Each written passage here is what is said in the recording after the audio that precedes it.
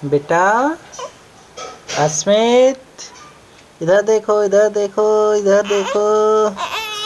अरे जग जाओ जग जाओ जग जाओ भाई जग जाओ।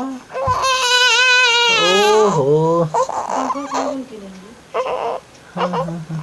इधर देखो इधर देखो इधर देखो जरा।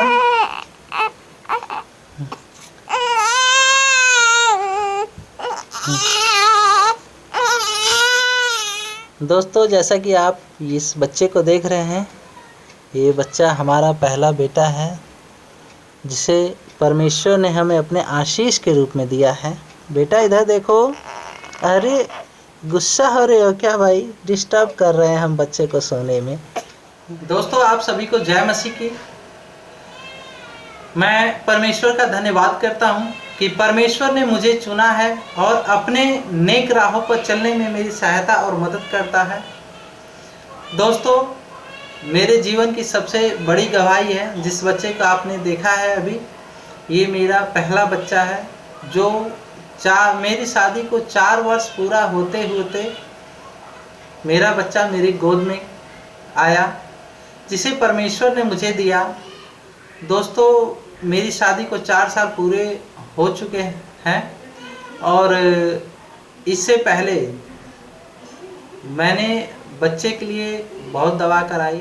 शादी के बाद 1.5 साल के बाद मैंने जो है कि अपनी पत्नी को इलाज कराने लग गया, दवा कराने लग गया, क्योंकि जो गर्भ था वो ठहरता नहीं था और जिसकी वजह से बहुत लोग जो है कि ये पूछते भी थे कि अरे अशोक भाई शादी को जो है कि इतने साल इतने दिन हो गए, इतने महीने हो गए, कुछ नया न्यूज़ नया खबर कुछ नहीं सुना रहे हो। लेकिन मैं उनकी बातों को नहीं ध्यान देता था क्योंकि हाल ही में शादी हुई थी। लेकिन जब 1.5 साल बीत गया शादी को मेरे, तो मैंने जो है कि अपनी अपने पत्नी को जो है कि ले जाके डॉक्टर को दिखाया, जांच कराया। जांच में कुछ कमियां निकली, उसका मैंने इलाज कराया। इलाज लंबा समय तक चला, लगभग 1 साल से वह भी चला। लगभग 13-14 महीने जो है कि दवा चलने के बाद भी कोई रिस्पांस नहीं आया और जांच में अल्ट्रासाउंड और बाकी जो भी जांच है, जांच में सब कुछ फाइन था। मैंने अपना भी जांच कराया, कोई कमी नहीं थी, कोई समस्या नहीं थी। हमारी पत्नी के अंदर भी कोई समस्या नहीं थी। उसके बाद भी जो है कि गर्भ नहीं ठहर रहा था। और उसके बाद मेरी माताजी ने भी जो है कि ओझाओं सोखों तांत्रिकों को दिखाया, लेकिन उसका भी कोई रिस्पांस नहीं मिला। लेकिन मैं प्रभु का धन्यवाद करूंगा कि प्रभु ने मेरे विचार में ये डाला कि नहीं, मैं चर्च जाऊं, प्रभु से जो है कि प्रार्थना करूं। हालांकि देखिए मुझे ये रास्ता बताने वाला कोई नहीं था कि मुझे किसी ने फोर्स नहीं किया, मुझे किसी ने नहीं कहा कि तुम प्रभु यीशु मसीह के पास जाओ और वहाँ अपने लिए दुआ प्रार्थना कराओ। नहीं, नेवर, ये कि कोई मुझे कहने वाला नहीं है। बस एक बार फ़ोन पर मेरी और मेरी माताजी से बात हो रही थी, तो हमारी माताजी ने कहा कि जो है कि कुछ ना कुछ तो ऊपरी चक्कर है, जिसे आप जहाँ आपको विश्वास हो आप वहाँ जाइए, उस बाबा के पास जाइए, उस मंदिर पे जाइए, मज़ार पे जाइए। मतलब जो ज्ञानी पुरुष है, ओझा सोखा है, तांत्रिक हैं, जहाँ आपका मन करे वहाँ आप ले जाके थोड़ा दिखाइए। क्योंकि जब दवा तो हो ही चुकी है, सब कुछ रिपोर्ट फाइनल है, फिर भी गर्भ नहीं ठहर रहा है, तो फिर क्यों ऐसा हो रहा है? कोई ना कोई तो वजह है। तो मम्मी ने कहा कि नहीं, जहाँ तुम्हारा विश्वास हो वहाँ ले जाओ, अपनी पत्नी को दिखाओ, क्योंकि जब तक दिखाओगे नहीं तब तक ये कुछ रिस्पांस बच्चा होगा नहीं। उसी वक्त मैं सोचने लगा, क्योंकि हालांकि मैं पहले भी आपको पहली वीडियो में भी बता चुका हूँ कि मैं ये सब पूजा पाठ और ओझा सोखा तांत्रिकों के चक्कर में मैं नहीं रहने वाला था। इन सब के बड़ा ओझा सोखा तांत्रिकों के बड़ा खिलाफ मैं रहता हूँ, आज भी रहता हूँ, पहले भी रहता था, क्योंकि उनकी मुझे ये सब बातें ढकोसला लगती हैं। लेकिन जब माताजी ने कहा कि नहीं ऐसा करिए, आपको करना ही पड़ेगा, तो मैंने कहा कि यार मैं क्या करूं, मैं जिस चीज़ को आज तक इग्नोर करता आया हूं, मजाक उड़ाता आया हूं, जिसको मैं गलत साबित करता आया हूं, आज मुझे उसी के पास जाना पड़ रहा है। तो वहाँ अचानक मेरे दिमाग में आया कि नहीं, मैं किसी ओझा सोखा तांत्रिक या किसी पंडित या किसी मंदिर पे नहीं जाऊँगा। ऑटोमेटिक मेरे मन में आया कि मैं चर्च जाऊंगा और वहाँ अपने लिए दुआ प्रार्थना कराऊंगा। क्योंकि एक बार मैंने सन 2006 में बाइबल पढ़ा था, बाइबल के कुछ शब्द पढ़े थे मैंने, वो शब्द मुझे अच्छे लगे थे और उस शब्द को पढ़ने के बाद मुझे उसमें से जो भी शब्द मैंने पढ़े थे, जो भी वचन पढ़े थे प्रभु के, मुझे अच्छा लगा था। मुझे लगा था कि हाँ, यहाँ कुछ सत्य है। जो लोग कहते हैं कि भगवान है, परमेश्वर है,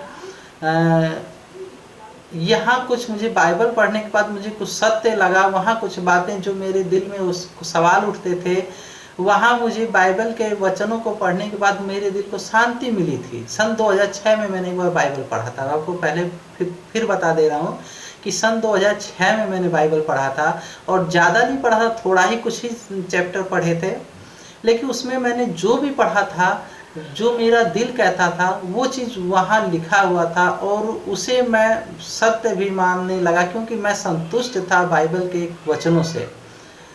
तो फिर मैं ज़्यादा पढ़ नहीं पाया और उसके बाद से बाइबल नहीं पढ़ पाया। अपने दुनियावी कामों में व्यस्त हो गया, पढ़ाई करना था, स्कूल भी जाता था उस समय। हाँ, हाई स्कूल में था उस समय, स्कूल भी जाता था। कुछ अपने काम में जैसे सब व्यस्त हो जाते हैं, वैसे मैं भी व्यस्त हो गया। मैं बाइबल नहीं पढ़ा, फिर बाइबल भी मुझसे दूर हो गई, वो अलमारी में रखी ही रह गई। तो मुझे परमेश्वर के वो जो वचन मैंने पढ़े थे उस समय, वो मुझे अच्छे लगे थे, सच्चे लगे थे। तब से जो है कि मैंने और भी देवी देवताओं को मानना और उन सब पे विश्वास करना, ये सब और भी मेरा वो ख़त्म हो गया था, क्योंकि मुझे बाइबल कलाम अच्छे लगे थे, कि ये लगे थे और इससे मुझे ये संतुष्टि मिली थी कि नहीं, ये जो देवी देवता हैं या जो भी ओझा सोखा तांत्रिक, ये सब क्या है, झूठे हैं। तो वो चीज़ लेकर के मैं 2006 से अब तक भी चला आ रहा था मैं। लेकिन मैं बता दूं कि अगर कहीं पूजा पाठ होता था तो मैं उसमें शामिल नहीं होता था, क्योंकि मुझे वो वचन जो मैंने 2006 में पढ़े थे, बाइबल के वचन पढ़े थे, वो मुझे याद आते थे। मैंने कहा नहीं, ये गलत है, यहाँ नहीं जाना चाहिए, ये झूठी बातें। तो मैं पूजा पाठ में भी नहीं जाता था। और लेकिन मेरी गलती ये थी कि मैंने दोबारा फिर कभी बाइबल पढ़ने का प्रयास नहीं किया और ना ही कभी चर्च जाने का सोचा। लेकिन मैं अपने अनुभव से बता सकता हूँ कि यदि आदमी के पास समस्याएं आने लगती हैं तो उसका सबसे बड़ा रीज़न मुझे लगता है कि ये परमेश्वर की आवाज़ होती है, परमेश्वर की बुलाहट होती है।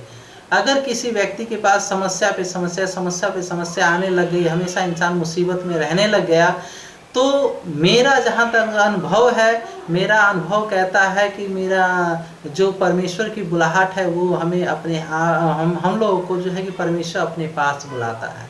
परमेश्वर जब अपने पास बुलाता है तो समझ जाइए कि हम जब परमेश्वर से दूर हैं, अंधविश्वास में हैं, तो हमारे ऊपर बहुत सारी समस्याएं आने लग जाती हैं।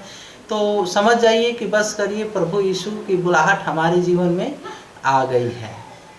क्योंकि मैं भी बहुत परेशान हो गया था। मेरा चलते चलते अचानक गिर जाना, ठोकर लग जाना, मतलब सूखे सूखे कुछ भी नहीं और अचानक गिर जाना, इस तरह के कुछ मेरे साथ हादसे भी हुए 2 बार। और मैंने अपने पहले वीडियो में कुछ गवाहियाँ बताई हैं आपको इस बारे में, तो उसे आप देख सकते हैं। मैंने उसमें पूरा डिटेल में बताया है कि मेरे जीवन में स्टेप बाय स्टेप करके बहुत सारी समस्याएं आने लगी।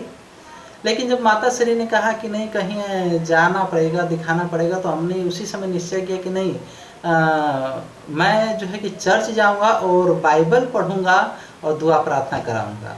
तभी मैंने जो है कि ये डिसीजन लिया। उसके बाद से संजोग देखिए कि आज मैंने डिसीजन लिया, 2 दिन बाद ऑटोमेटिक बाइबल मेरे घर चल के आई। क्या परमेश्वर की अद्भुत चमत्कार है कि मैंने डिसीजन लिया, आज डिसीजन ले रहा हूं और कल के बाद परसों यानी 2 दिन बाद बाइबल चल के खुद मेरे घर आ गई। और उसे लाने वाला कोई और नहीं, हमारे ही गांव के, पड़ोसी गांव के विशाल गाजीपुरी और सपना बौद्ध, जो कि आप बड़े ही फेमस लोग हैं। आप लोग जानते हैं कि वो लोग नेशनल इंटरनेशनल सिंगर, मिशन गायक हैं वे लोग डॉक्टर भीमराव अंबेडकर जी का और बुद्ध जी का गाना गाते हैं। अधिकांश वो वे लोग जो है कि बाबा साहेब का गाना गाते हैं, और इसके अलावा और किसी भी नेचर का वो गाना नहीं गाते हैं। वे लोग जब भी गाना गाएंगे तो बाबा साहेब के बारे में ही गाना गाएंगे, नहीं तो उन लोग के पास ये फिल्मी दुनिया वाला गाना वे लोग कभी गाते ही नहीं हैं। और इसकी वजह से वे लोग बहुत फेमस हैं। और उन्होंने फ़ोन किया कि नहीं अशोक सर, हम आपके यहाँ आना चाह रहे हैं एक रात के लिए। हम बिल्कुल वेलकम है, आप आइए। और वो आए। आने के बाद रूम पर मैं अकेला था, पत्नी थी नहीं मेरी, वो घर पे थी, और वहीं मेरी दुकान भी थी। तो वो आए। आने के बाद दोनों लोग, वे लोग पति पत्नी और उनका बच्चा साथ में, तीनों लोग आए। और आने के बाद हमने पानी दाना, चाय पानी जो भी है वेलकम किया उन लोगों का। और उसके बाद बैठ के हालचाल होने लगा। हालचाल होने के बाद उन्होंने भी अपना जो है कि कुछ अपने जीवन की गवाहियाँ बताई, अपनी समस्याओं को बताया, शेयर किया। हमने भी अपना कुछ हालचाल शेयर किया। जब शेयर किया तो लास्ट में उन्होंने मुझसे पूछा कि अशोक भैया, अब आप क्या चाहते हैं। जब मैंने अपनी समस्या को बताया तो उन्होंने कहा कि नहीं, आपने क्या डिसीजन लिया, आप क्या चाहते हैं। तो मैंने वहीं उनसे कहा कि मैं चर्च जाना चाहता हूं और बाइबल पढ़ना चाहता हूं, इसके अलावा मैं और कुछ नहीं करना चाहता अपनी सुरक्षा के लिए। तो वहाँ वो लोग इतना खुश हुए, और वो लोग अपने बैग में 2 बाइबल रखे हुए थे, और एक बाइबल निकाल के उन्होंने मुझे दिया। कहा कि अशोक सर, आप ये बाइबल रखिए और आप डेली सुबह पढ़िए और प्रार्थना करिए, आपकी सारी समस्याएं खत्म हो जाएगी। और मैं सच बता रहा हूँ, मैंने परमेश्वर का धन्यवाद किया। और उसके बाद हम लोग खाना वाना बनाया, सपना जी ने अपने हाथों से भोजन बनाया। फिर हम लोग रात को दुआ प्रार्थना करके खाए, खाने के बाद सोए। फिर सुबह उठे, फिर सपना जी ने भोजन, सुबह का भी भोजन उन्होंने बनाया, और हम लोग खाए पिए। खाने पीने के बाद फिर वे लोग चले गए अपने काम पर, अपने घर पे चले गए। और मैं अपने रूम पर बाइबल पढ़ने लगा साँझ सुबह, और दुआ प्रार्थना करने लगा। और 1 हफ्ते में मुझे अच्छा रिस्पांस मिला। 1 हफ्ते में मेरे घर में कीड़े मकोड़े निकलने की जो समस्या थी वो ख़त्म हो गई। खाने में कीड़े गिर जाते थे, वो कीड़े गिरने बंद हो गए। खाना खाते ही जैसे ही हम हाथ धोते थे वैसे उल्टियाँ होने लग जाती थी, वो उल्टी होनी बंद हो गई। रात को नींद नहीं आती थी, रात में नींद भी अच्छी आने लग गई। ये सब चीज़ देखा। मेरी दुकान बहुत वीक चलता था, मतलब कस्टमर नहीं आते थे, लेकिन उस 1 हफ्ते के अंदर 1-2 ग्राहक भी मेरे दुकान पे आने लग गए। मैंने ये सब चमत्कार देखा। उसके बाद मेरा विश्वास और भी दृढ़ हो गया। उसके बाद मेरे घर में 2 शैतान के फ़ोटोज़ थे, उन फ़ोटो को भी मैंने उखाड़ के फेंक दिया। दोस्तों, परमेश्वर ने मेरे जीवन में ऐसे कार्य किए कि मैं क्या बताऊं। जब से मैंने परमेश्वर को, आपको मैं बता दूं कि अक्टूबर 2021 में मैंने डिसीज़न लिया। और एक बाइबल जब मैंने पढ़ना स्टार्ट किया, उसके 1 हफ्ते बाद जो है कि एक मेरे मित्र हैं, उन्होंने एक नंबर दिया मुझे। कहा कि ये आपके डाउनलाइन है, और ये जो है कि चर्च लगाते हैं। उन्होंने साफ कहा कि ये हैं डाउनलाइन है और ये चर्च लगाते हैं। मैंने उनसे पूछा कि नहीं, ये जो डाउनलाइन है उनका विंध्याचल नाम है, वो करते क्या, काम क्या करते हैं। उन्होंने कहा कि वे चर्च लगाते हैं। जब उन्होंने कहा कि चर्च लगाते हैं तो मुझे इतनी खुशी मिली कि परमेश्वर ने पहले तो मुझे बाइबल दे दिया, मेरे हाथ में बाइबल आ गई। अब जब मैंने सुना कि नहीं वो चर्च लगाते हैं, तो मुझे इतना ज्ञान हो था कि नहीं, चर्च लगाने वाला जो है कि परमेश्वर का दास होता है, जो अपने लोगों को परमेश्वर के वचनों को सिखाता है। मैंने कहा कि वो उनका घर का, उन्होंने कहा कि नहीं, जहाँ थे उससे जो है कि हम जहाँ थे उस समय, वहाँ से 7 किलोमीटर की दूरी पर उनका घर था, ग्रामदेव कठिया। और हमने कहा कि भाई हम उनसे मिलना चाहते हैं, उनका नंबर तुरंत हमें सेंड करिए। तो वो नंबर तुरंत नहीं सेंड किया। हालांकि मैंने 3-4 बार कॉल करने के बाद उन्होंने पूछा कि आखिर इतनी उतावले होकर के नंबर क्यों मांग रहे हैं आप। मैंने कहा कि मैं उनसे मिलना चाहता हूँ। तो मुझे कि ऐसी क्या बात है कि आप मिलना चाहते हैं। मैंने कहा कि नहीं, वो चर्च लगाते हैं, मैं इस विषय में मिलना चाहता हूँ।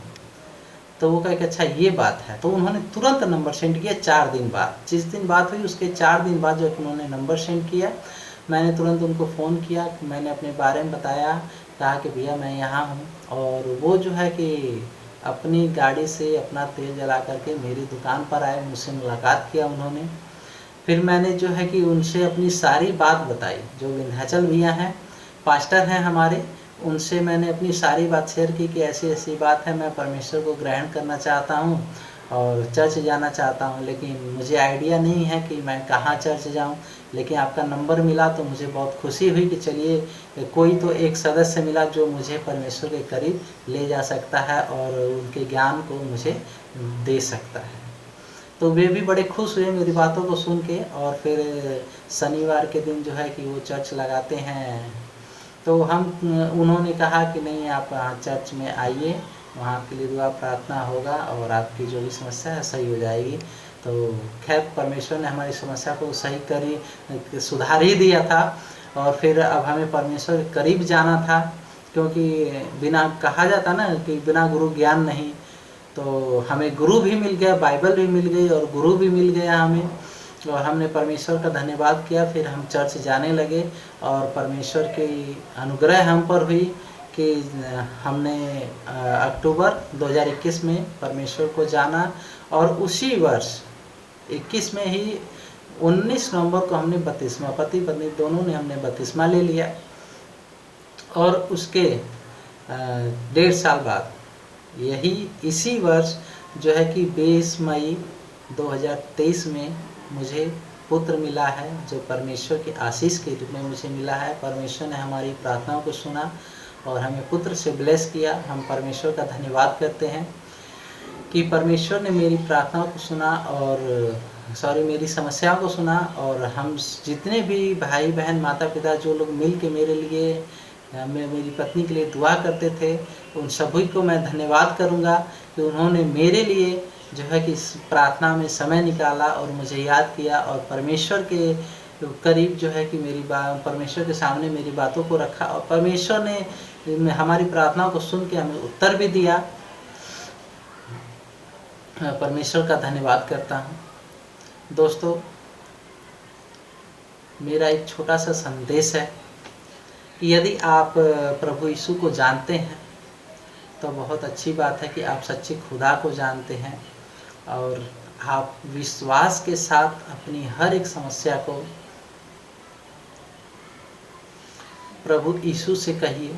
प्रभु यीशु आपकी हर एक समस्या का समाधान करेंगे, क्योंकि परमेश्वर ने मेरे इनकम के स्रोत को भी तैयार किया। मेरी अर्निंग की समस्या थी, सही मानने में अपने खर्च निकालने भर पैसा नहीं कमा पाता था, लेकिन परमेश्वर ने उसे भी सही किया। आज मैं अपना खर्च निकालने भर अच्छी रीति से पैसा कमा भी लेता हूँ। मेरा आय का स्रोत भी परमेश्वर ने बनाया और मुझे पुत्र से ब्लेस भी किया। और मेरे जीवन में परमेश्वर के द्वारा बहुत सी गवाहियाँ हैं। सो मैं परमेश्वर का धन्यवाद करता हूँ। और ये सिर्फ और सिर्फ एक सच्चे खुदा के विश्वास के कारण जो है। अगर हम अपने पिता पे, अपने परमेश्वर पे भरोसा करते हैं, निसंकोच भरोसा करते हैं, तो परमेश्वर हमारी हर एक प्रार्थना को सुनता है, उसको उत्तर देता है। और यदि हमारे दिल में कोई डाउट है तो वो प्रार्थनाएं नहीं सुनी जाती हैं। इसलिए आप लोग जो है कि विश्वास के साथ, पूर्ण विश्वास के साथ जो है कि अपने कष्ट को, तकलीफ को प्रार्थनाओं में परमेश्वर के आगे रखें, ताकि जैसे परमेश्वर ने मेरी प्रार्थनाओं को सुना है वैसे आपकी भी प्रार्थनाओं को सुने। आप सभी को मैं इसी के साथ धन्यवाद करना चाहता हूं कि आपने मेरी इस वीडियो को देखा और गवाही को सुना। और आपसे एक रिक्वेस्ट है मेरा कि जैसे आप बहुत भाइयों को प्रेम और दुलार देते हैं, वैसे ही मेरे इस चैनल पे भी अपना प्यार दिखाएं। मेरे इस चैनल को सब्सक्राइब करें। और सभी मसीह भाइयों से ये मेरा रिक्वेस्ट है कि जितने भी मसीह भाई हैं, आप सभी मेरे चैनल को सब्सक्राइब करें और अपने सभी ग्रुप में शेयर करें और सब्सक्राइब करवाएं, ताकि मेरा एक जो इनकम का स्रोत है वो इस चैनल के माध्यम से तैयार हो, ताकि मैं थोड़ा सा जो हार्ड वर्क करता हूँ पैसा कमाने के लिए, मैं वहाँ से फ्री हो सकूँ और मैं परमेश्वर के कार्य में और भी आगे बढ़ना चाहता हूँ। इसलिए मैं चाहता हूँ कि आप मेरा सहयोग करें, ताकि मेरा जो एक अर्निंग स्टेज है, जो अर्निंग का एक स्टेप है, ये जो सिस्टम है, इस सिस्टम से मेरी कुछ अर्निंग स्टार्ट हो जाए, जिसकी वजह से मैं जो है कि परमेश्वर के कार्य में और भी अग्रसर हो सकूं। क्योंकि जब मेरी इनकम अच्छी हो, जो कि एक जो मैं हार्ड वर्क करता हूँ पैसा कमाने के लिए, मैं जो हार्ड वर्क करता हूँ उसमें जो है कि मुझे समय नहीं मिल पाता, बहुत कम समय मिलता है कि मैं परमेश्वर के कार्य में भाग ले सकूं। लेकिन फिर भी जितना मुझे समय मिलता है मैं परमेश्वर को देता हूं। और मैं चाहता हूं कि जो ये पैसा कमाने का जो हार्ड वर्क सिस्टम है, इससे थोड़ा सा अलग हो जाए। मैंने देख रहा हूं मैं कि यूट्यूब से बहुत लोग पैसा कमा रहे हैं, इसलिए मैं चाहता हूं कि आप लोग भी मेरा सहयोग करें, मेरे इस चैनल को सब्सक्राइब करें और ज़्यादा से ज़्यादा शेयर करें, सब्सक्राइब करवाएं, ताकि मेरा चैनल जल्द से जल्द मोनेटाइज हो जाए, रजिस्टर्ड हो जाए, जिसकी वजह से यहाँ से मेरी इनकम स्टार्ट हो जाए, जिससे कि मैं हार्ड वर्क से फ्री होकर के मैं परमेश्वर के कार्य में और भी आगे बढ़ जाऊँ। तो दोस्तों, आप सभी को धन्यवाद। मेरे इस चैनल को ज़रूर सब्सक्राइब करें, लाइक करें और अपने दोस्तों में शेयर करें। आप सभी को जय मसीह की।